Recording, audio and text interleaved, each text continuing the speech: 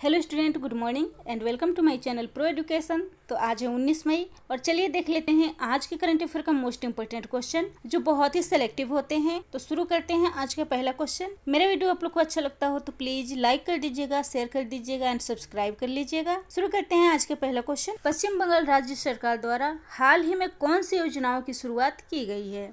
Option A है स्नेह पोरोश योजना, ऑप्शन बी है प्रोचेष्टा योजना, ऑप्शन सी है ए और बी दोनों एंड ऑप्शन डी है होप। इसका राइट आंसर होगा ऑप्शन सी ए और बी दोनों, यानी कि स्नेह पोरोश योजना और प्रोचेष्टा योजना पश्चिम बंगाल राज्य सरकार द्वारा शुरू की गई है। तो पश्चिम बंगाल मुख्यमंत्री ममता बनर्जी ने अपने राज्य में दो योजनाओं की शुरुआत की है। स्नेह पारस यानी कि पोरोश योजना, इस योजना के तहत पश्चिम बंगाल में फंसे दूसरे राज्य के प्रवासी श्रमिकों को और दूसरे राज्य में फंसे बंगाल के प्रवासी श्रमिकों को आर्थिक सहायता के रूप में 1000 नगद दिए जाएंगे।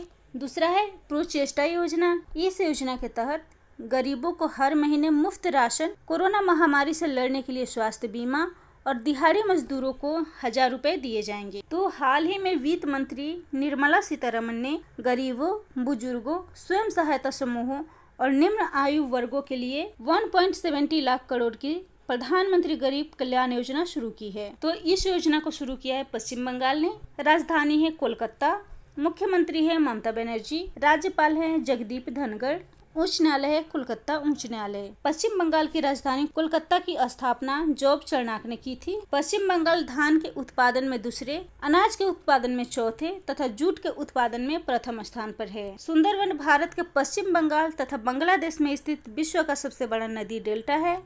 यह क्षेत्र मैंग्रोव के घने जंगलों से घिरा हुआ है जो रॉयल बंगाल टाइगर का सबसे बड़ा संरक्षित क्षेत्र है। अगला क्वेश्चन है, हाल ही में ऑनलाइन पोर्टल NMIS किसके द्वारा विकसित किया गया है? ऑप्शन ए है CSIR, ऑप्शन बी है NDMA, ऑप्शन सी है DRDO एंड ऑप्शन डी है इसरो। इसका राइट आंसर होगा ऑप्शन बी, NDMA द्वारा इस पोर्टल को विकसित किया गया है। तो प्रवासियों की आवाजाही के बारे में जानकारी हासिल करने और राज्य में फंसे लोगों को सुगम आवागमन की सुविधा के लिए इस पोर्टल को लॉन्च किया गया है।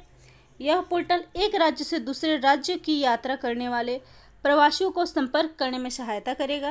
राष्ट्रीय प्रवासी सूचना प्रणाली यानी कि NMIS, राष्ट्रीय आपदा प्रबंधन प्राधिकरण यानी कि NDMA के जियोग्राफिकल इंफॉर्मेशन सिस्टम यानी कि GIS पोर्टल पर आधारित है। NMSI के द्वारा राज्य सरकार प्रत्येक प्रवासी के डाटा को अपलोड कर सकता है। GIS के माध्यम से अनुमान लगा सकते हैं कि कितने प्रवासियों ने उनके राज्य को छोड़ दिया है और अपने गंतव्य तक पहुंच गए हैं। तो यहाँ बात हो रही है NDMA की, जिसका फुल फॉर्म होता है नेशनल डिजास्टर मैनेजमेंट अथॉरिटी यानी कि राष्ट्रीय आपदा प्रबंधन प्राधिकरण, जिसका गठन हुआ था 2005 में। हेडक्वार्टर है नई दिल्ली। एजेंसी एग्जीक्यूटिव है प्रधानमंत्री नरेंद्र मोदी। नेक्स्ट क्वेश्चन है, शरीर की रोग प्रतिरोधक क्षमता बढ़ाने के लिए आरोग्य योजना की शुरुआत कौन से राज्य द्वारा की गई है? ऑप्शन ए है कर्नाटक, ऑप्शन बी है उड़ीसा, ऑप्शन सी है तमिलनाडु एंड ऑप्शन डी है छत्तीसगढ़। इसका राइट आंसर होगा ऑप्शन सी, तमिलनाडु द्वारा इस योजना की शुरुआत की गई है। तो पारंपरिक दवाओं और जड़ी बूटियों से शरीर की रोग प्रतिरोधक क्षमता बढ़ाने के उद्देश्य से तमिलनाडु के त्रिची, करूर, अरियालू और पेरम्बलूर जैसे जिलों में आरोग्य योजना चलाया जा रहा है। यहाँ बात हो रही है तमिलनाडु की। राजधानी है चेन्नई, मुख्यमंत्री हैं के पलानीस्वामी, राज्यपाल है बनवारी लाल पुरोहित। तमिलनाडु राज्य की सीमा आंध्र प्रदेश, केरल, हिंद महासागर, पुडुचेरी और बंगाल की खाड़ी से लगती है। तमिलनाडु का प्रमुख लोक नृत्य भरतनाट्यम। हाल ही में तमिलनाडु के कोविलपट्टी कदलाई मिठाई को GI टैग मिला है। तमिलनाडु में स्थित मदुरै शहर को त्योहारों का शहर कहा जाता है। यूनेस्को द्वारा घोषित विश्व धरोहर स्थल के रूप में महाबलीपुरम के स्मारकों का समूह तमिलनाडु में स्थित है। अगला क्वेश्चन है, विश्व दूरसंचार दिवस कब मनाया गया है?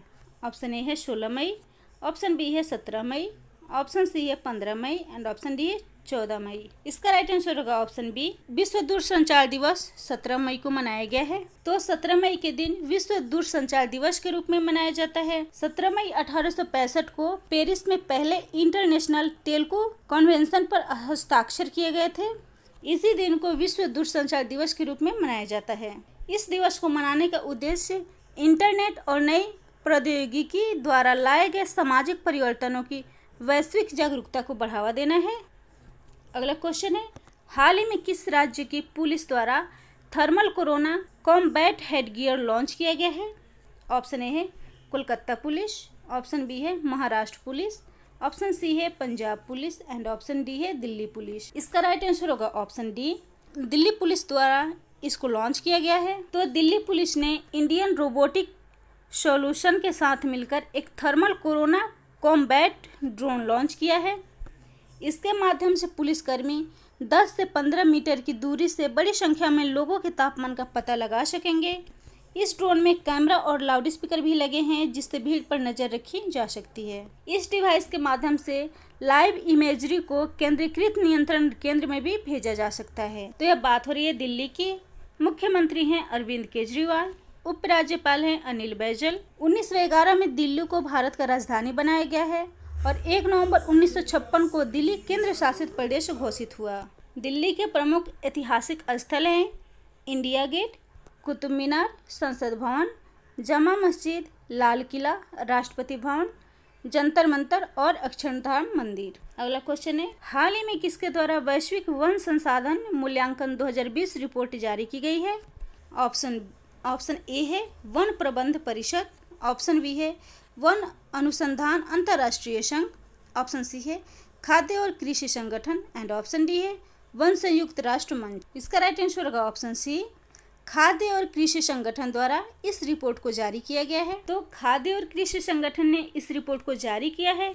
पिछले 30 वर्षों में लगभग 178 मिलियन हेक्टेयर वन नष्ट हो गए हैं और 2015 से 2020 तक के बीच वन हानि की दर घटकर 10 मिलियन हेक्टेयर हो गई है। इस रिपोर्ट के अनुसार वन हानि में कमी आई है। तो खाद्य और कृषि संगठन यानी कि फूड एंड एग्रीकल्चर ऑर्गेनाइजेशन, जिसकी स्थापना हुई थी 16 अक्टूबर 1945 में, हेडक्वार्टर है रोम, इटली, प्रेसिडेंट है चू डोंग्यू।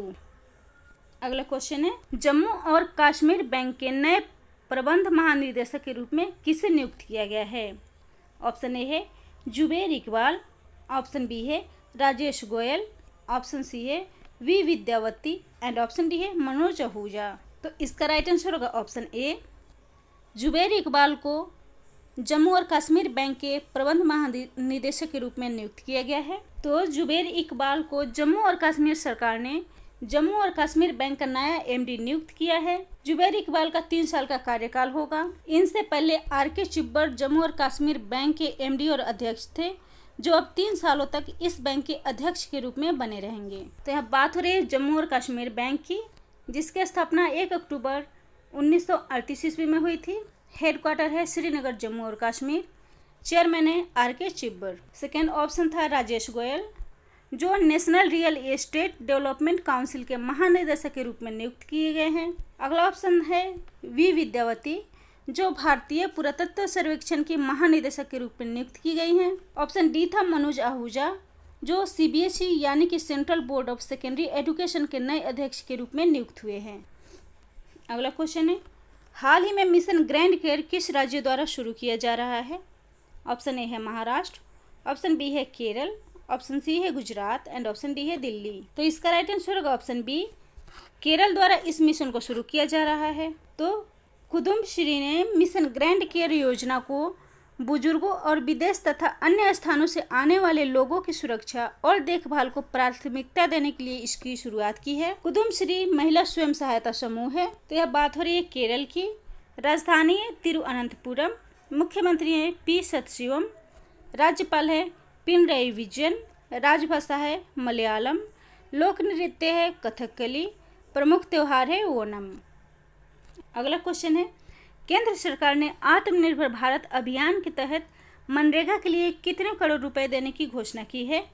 ऑप्शन ए है 40,000 करोड़, ऑप्शन बी है 30,000 करोड़, ऑप्शन सी है 20,000 करोड़ एंड ऑप्शन डी है 10,000 करोड़। तो इसका राइट आंसर होगा ऑप्शन ए, केंद्र सरकार ने मनरेगा के लिए 40,000 करोड़ रुपए देने की घोषणा की है। तो सरकार ने ग्रामीण रोजगार गारंटी योजना यानी कि मनरेगा के लिए 40,000 रुपए देने की घोषणा की है, जिससे घर लौट रहे प्रवासी श्रमिकों को रोजगार प्रदान करने में मदद मिलेगी। तो यह बात हो रही है मनरेगा की, जिसका फुल फॉर्म होता है Mahatma Gandhi employment guarantee act यानी कि महात्मा गांधी राष्ट्रीय ग्रामीण रोजगार योजना। यह योजना प्रत्येक वित्तीय वर्ष में किसी भी ग्रामीण परिवार के सदस्यों को 100 दिन का रोजगार उपलब्ध कराती है, जो प्रतिदिन 220 की न्यूनतम राशि पर मजदूरी करने के लिए तैयार होते हैं। इसकी स्थापना हुई थी 2 फरवरी 2006 में।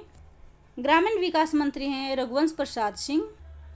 अगला क्वेश्चन है, हाल ही में किस संस्थान द्वारा हल्के कार्बन फोम बैटरियों का विकास किया गया है? ऑप्शन ए है भारतीय सर्वेक्षण संस्थान, ऑप्शन बी है भारतीय मौसम विज्ञान विभाग, ऑप्शन सी है केंद्रीय भवन निर्माण अनुसंधान संस्थान एंड ऑप्शन डी है उन्नत सामग्री और प्रक्रिया अनुसंधान संस्थान। तो इसका राइट आंसर होगा उन्नत सामग्री और प्रक्रिया अनुसंधान संस्थान द्वारा इसको विकसित किया गया है। तो भोपाल में स्थित advance material and process research institute में काम करने वाले शोधकर्ताओं ने हल्के कार्बन फोम वाले बैटरियों को विकसित किया है, जो लेड एसिड बैटरी में लेड ग्रिड को बदलने की क्षमता रखती है। तो यह बात हो रही है advance material and process research institute की, जिसकी स्थापना हुई थी 1982 में। लोकेशन है भोपाल, मध्य प्रदेश। अगला क्वेश्चन है, हाल ही में छत्तीसगढ़ द्वारा कौन सी नई योजना की शुरुआत करने की घोषणा की गई है? ऑप्शन ए है कोरोना सहायता ऐप, ऑप्शन बी है आयुष्मान योजना, ऑप्शन सी है राजीव गांधी किसान न्याय योजना एंड ऑप्शन डी है गोल। तो इसका राइट आंसर होगा ऑप्शन सी, राजीव गांधी किसान न्याय योजना छत्तीसगढ़ राज्य द्वारा शुरू करने की घोषणा की गई है। तो राजीव गांधी किसान न्याय योजना छत्तीसगढ़ में कोविड-19 के कारण हुई मंदी के बीच ग्रामीण अर्थव्यवस्था को प्रोत्साहित करने के उद्देश्य से 21 मई को राजीव गांधी की पुण्यतिथि पर शुरू करने की घोषणा की गई है। तो छत्तीसगढ़ राज्य सरकार किसान खाते में डीबीटी के माध्यम से अनुदान राशि को सीधे हस्तांतरित करेगी। इस राज्य की ग्रामीण अर्थव्यवस्था में राज्य सरकार 5100 करोड़ रुपए खर्च करेगी। तो बात हो रही है छत्तीसगढ़ की। राजधानी है रायपुर, राजभाषा है हिंदी और छत्तीसगढ़ी, मुख्यमंत्री है भूपेश बघेल, राज्यपाल है अनुसुईया उइके। अगला क्वेश्चन है, हाल ही में किसने सॉफ्टबैंक ग्रुप कॉरपोरेशन के बोर्ड सदस्य के पद से इस्तीफा दे दिया है? ऑप्शन ए है जैक मा, ऑप्शन बी है स्टीव जॉब्स, ऑप्शन सी है Larry page and option D है बिल गेट्स। तो इसका राइट आंसर होगा ऑप्शन ए, जैक मा ने सॉफ्टबैंक ग्रुप कॉरपोरेशन के बोर्ड सदस्य के पद से इस्तीफा दे दिया है। तो अलीबाबा के संस्थापक और अरबपति जैक मा ने जापान के सॉफ्टबैंक ग्रुप कॉरपोरेशन के बोर्ड सदस्य से इस्तीफा दे दिया है। जैक मा 2007 में सॉफ्टबैंक के बोर्ड में शामिल हुए थे और वे सितंबर 2019 में अलीबाबा ग्रुप के चेयरमैन पद से रिटायर हुए थे। तो यह बात हो रही है सॉफ्टबैंक कॉरपोरेशन की, जो जापान की एक बड़ी टेलीकॉम और इंटरनेट कंपनियों में से एक है। स्थापना हुई थी 3 सितंबर 1981 में। हेडक्वार्टर है टोक्यो, जापान। सीईओ है मासायोशी सोन। तो जैकमा अलीबाबा ग्रुप के संस्थापक थे। अलीबाबा ग्रुप चीन की प्रसिद्ध ई कॉमर्स कंपनी है, जिसकी स्थापना हुई थी 4 अप्रैल 1999 में। हेडक्वार्टर है चीन। फाउंडर है जैकमा। सीईओ है डेनियल जेंग। ऑप्शन में था स्टीव जॉब्स, जो एप्पल कंपनी के फाउंडर हैं। लैरी पेज गूगल के फाउंडर हैं। बिल गेट्स माइक्रोसॉफ्ट के फाउंडर हैं। अगला क्वेश्चन है, मई 2020 में प्रधानमंत्री उज्ज्वला योजना के कितने वर्ष पूरे हो गए हैं?